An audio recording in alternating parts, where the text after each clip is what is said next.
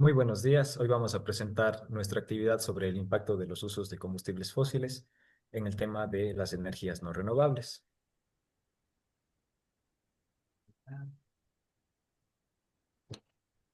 Eh, Tenemos como introducción que son los combustibles fósiles y que han sido durante las décadas que han estado en el mundo. Tenemos como la base de la energía del mundo y tenemos como objetivo analizar el impacto ambiental y el impacto socioeconómico que se ha ido a lo largo de estos años.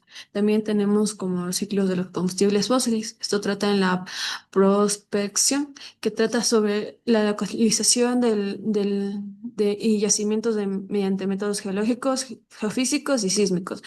Tenemos también la etapa de la explotación, que durante esta fase el combustible se extrae del subsuelo y se lo lleva a un lecho minero.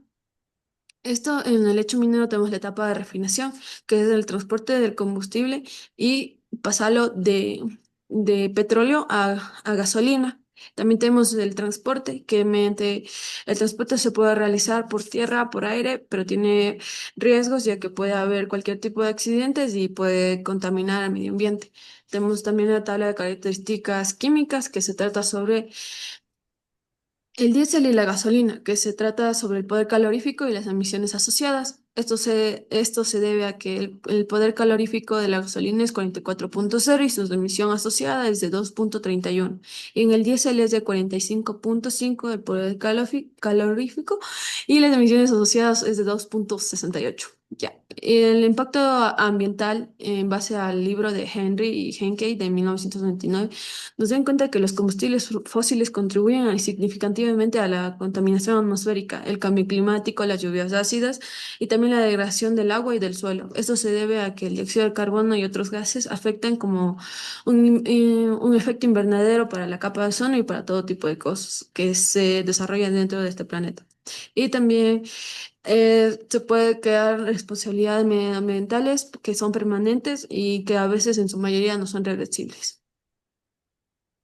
¿Ya? Bien, ahora en la primera tabla tenemos un resumen de la información del ciclo de vida y los impactos de cada combustible fósil. Entonces, como prospección, tenemos que, bueno, tanto el gas natural como el petróleo, al tener el origen similar, los métodos para su prospección son geoquímicos o geofísicos, y en el caso del carbón, también son estudios geológicos para identificar la ubicación de este combustible y su extensión y su calidad. En cuanto a la explotación, en el petróleo se perfora el suelo para, para extraer este combustible, pero se provocan grandes daños ambientales al invadir los hábitats y también se pueden provocar derrames.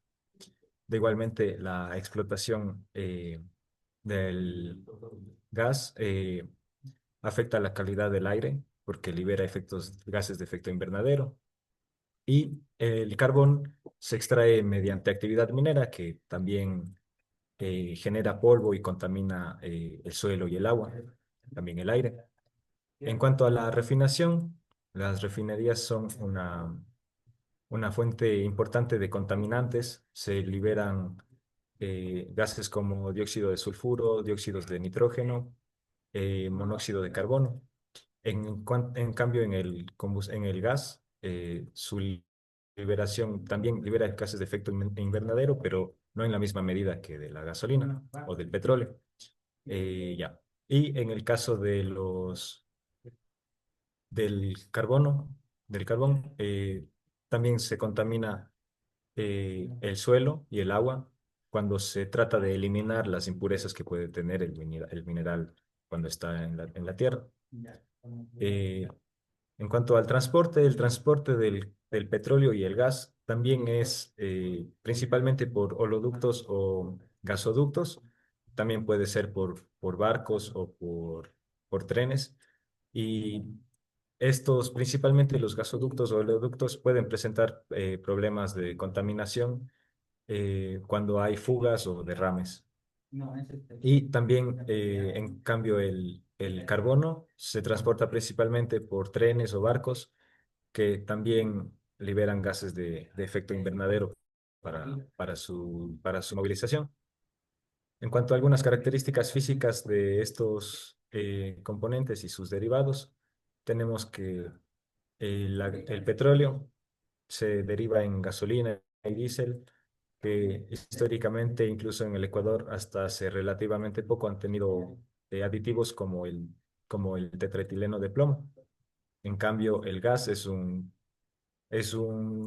combustible un tanto más limpio, su principal componente es el metano y el carbón es sus principales componentes son el carbono, hidrógeno, oxígeno y el azufre. Y el azufre es uno de los elementos que marcan la capacidad que tiene este combustible para la contaminación. En cuanto al impacto ambiental, el petróleo contribuye a a la emisión de smog y también a la lluvia ácida y aumentar el efecto invernadero. En cambio, el gas es uno de los combustibles fósiles un poco más limpios, pero también liberan dióxidos de nitrógeno y contribuyen también al efecto invernadero. La combustión del carbón, en cambio, aumenta la acidificación del suelo, también contribuye a a la lluvia ácida y a gases de efecto invernadero. Bien, a continuación, mi compañero Wilson indicará los indicadores de cada país. Ya. Como podemos ver, aquí tenemos una tabla de los indicadores que nos muestra diferentes países productores y no productores, haciendo una comparativa con el IDH y con la producción de los diferentes combustibles, en este caso petróleo, gas natural y carbón. Podemos ver países como Suiza, Noruega, Alemania, Estados Unidos y también otros países como Ecuador, Colombia, que son gran productores, por ejemplo, de combustibles, ya sea petróleo o en el caso de Colombia también gas. Como primera figura podemos observar aquí el índice de IDH contra la producción del petróleo. Vemos aquí que no es necesariamente que tener una gran producción de petróleo garantiza que un IDH alto. Por ejemplo, vemos países con gran producción de petróleo como Arabia Saudita, Noruega, pero que tienen un IDH parecidos, por ejemplo, en este caso al de Argentina o Irán.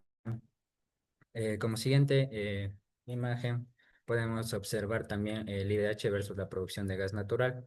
En este caso también tenemos una tendencia muy parecida, ya que vemos que el mayor productor de gas natural es Qatar, pero su IDH tampoco no es tan alto a países como Argentina en este caso, o el que mayor IDH tiene, Suiza, eh, está a la par de estos países.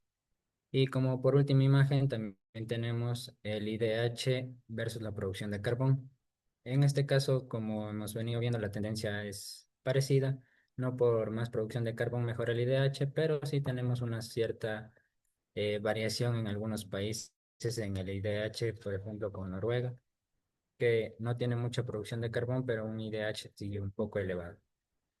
Como conclusiones, bueno, en inglés, the use of fossil fuels continues to be a key source of an energy worldwide, but their environment and social impact raise serious sustainability concerns.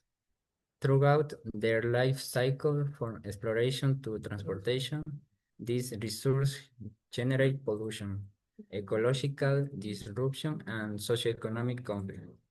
Al- Although some producing countries have achieved high levels of development, others have not translated this energy well into well-being for the population. The contrast with non-producing countries shows that sustainable growth depends more on efficient policy, education, and innovation than on an availability of resources. Podemos observar que, bueno, en conclusión, vemos en estas imágenes que no necesariamente el IDH alto garantiza una producción de combustibles mayor y viceversa también. Y por último tenemos las bibliografías. Muchas gracias.